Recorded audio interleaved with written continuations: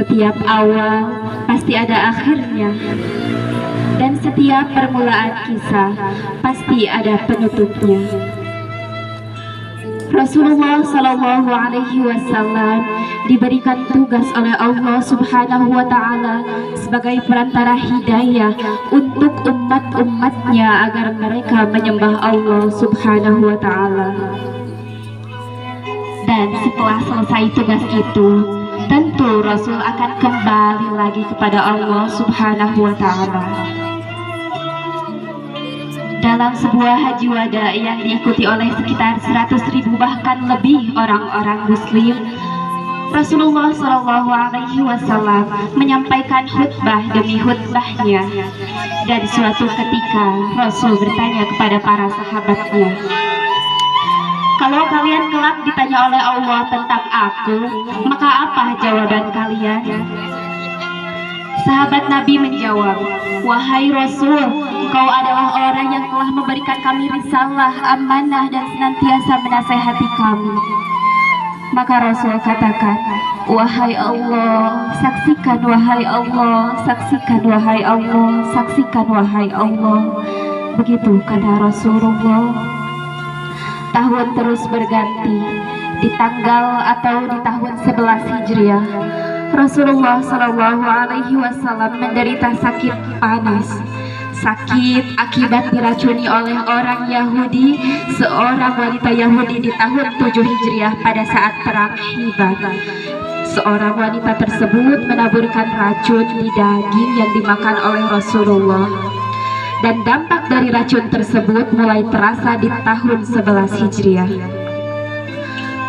Rasulullah Shallallahu Alaihi Wasallam dalam keadaan sakit kemudian datang ke pemakaman Baqi dan mendoakan seluruh para syuhada yang berada di Baqi.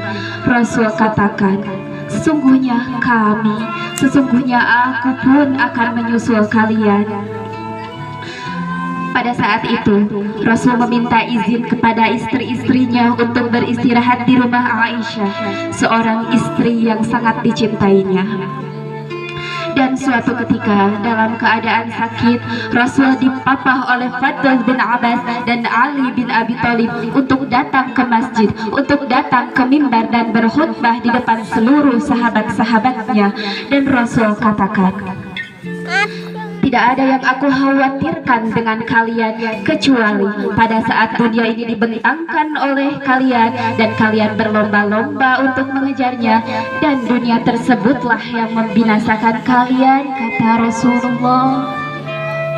Rasul melanjutkan lagi, seorang hamba Allah diberi pilihan oleh Allah untuk terus berada di muka bumi ini atau kembali kepada Allah dan menatap wajah Allah. Dan hamba tersebut memilih untuk kembali kepada Allah. Abu Bakar yang mendengar hal tersebut kemudian terseduh-seduh dan menangis bersimbah air mata, dan ia mengatakan, "Wahai Rasulullah, aku, orang tuaku, ayahku, ibuku menjadi tebusan untukmu, wahai Rasulullah." Rasul berusaha menenangkan Abu Bakar dan Rasul katakan, "Tenang Abu Bakar, dan tetaplah berada di tempatmu, wahai Abu Bakar." Seluruh sahabat merasa heran dengan kata-kata dari Abu Bakar dan air mata yang turun dari mata Abu Bakar. Maka kemudian mereka paham bahwa ternyata itulah isyarat dari wafatnya Rasulullah Sallallahu Alaihi Wasallam. Rasul lebih memilih Allah, Rasul lebih memilih memandang wajah Allah dibanding dengan terus berada di muka bumi ini. Maka seluruh sahabat pun menangis di masjid tersebut. Dalam keadaan semakin lemah, Rasul kembali dipapah oleh Ali bin Abi Thalib dan Fadl bin Abbas untuk kembali ke rumahnya. Dan suatu ketika, Rasul sedang berada di dada di pangkuannya Aisyah, dan di subuh hari Rasul berjalan tidak seperti biasanya, karena sebenarnya Rasul sudah semakin melemah. Namun pada hari itu Rasul membuka tirai di depan pintu rumah Aisyah yang berhadapan langsung dengan para sahabat yang sedang melaksanakan sholat subuh dipimpin oleh Abu Bakar.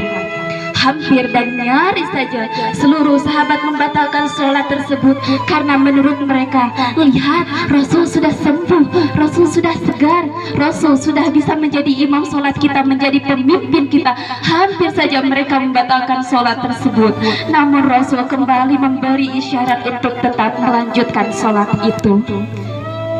Dan mereka mengira senyuman yang diberikan Rasulullah adalah tanda bahwa Rasul akan kembali kepada mereka. Namun tidak, kenyataannya Rasul kembali ke dada, ke pelukan dari Aisyah, istri yang dicintainya. Dan pada saat itu Fatimah datang ke rumah Aisyah, dan Fatimah biasanya disambut oleh Rasul.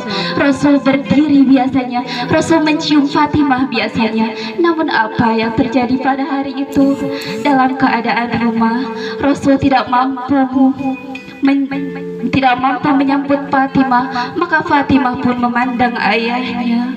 Wahai ayah, betapa berat penderitaanmu, wahai ayah. Betapa luar biasanya kesakitanmu, wahai ayah. Apa kata Rasulullah? Inilah hari terakhir aku merasakan sakit, wahai Fatimah. Setelah hari ini, aku tidak akan merasakan penderitaan lagi.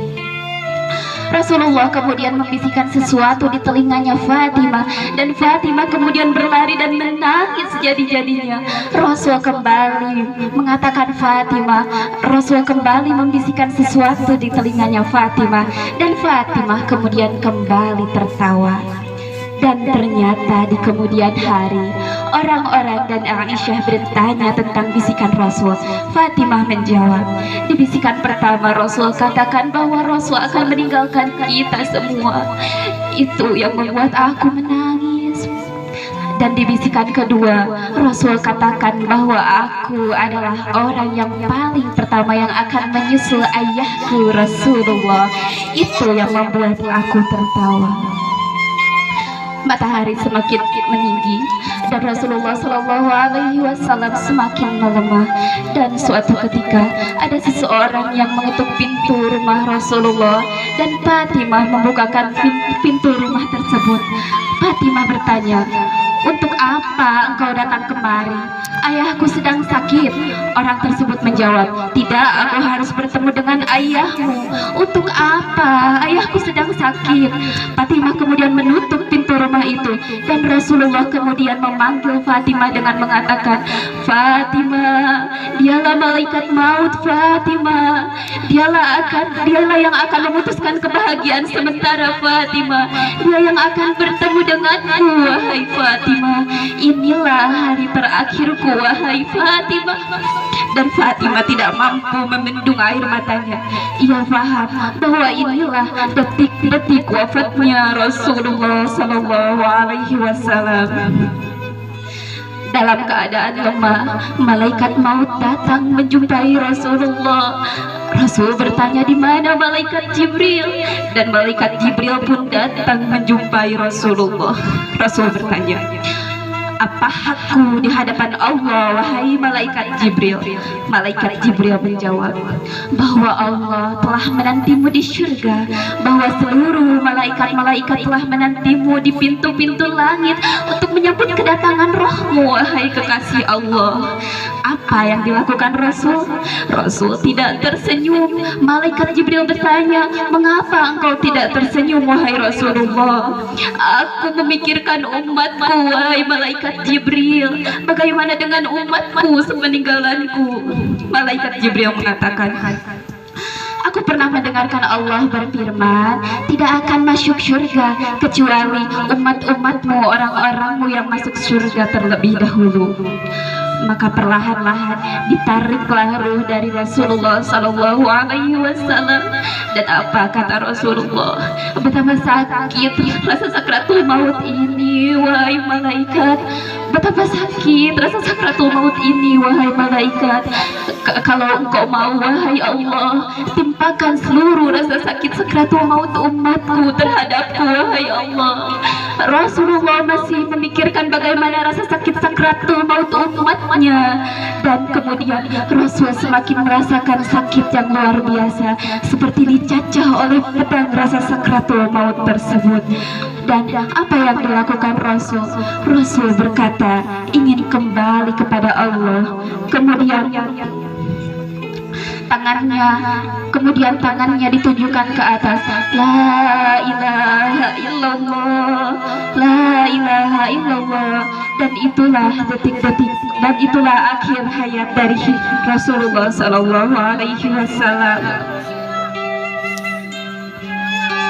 Atas perhatiannya saya ucapkan terima kasih banyak. Wassalamualaikum warahmatullahi wabarakatuh.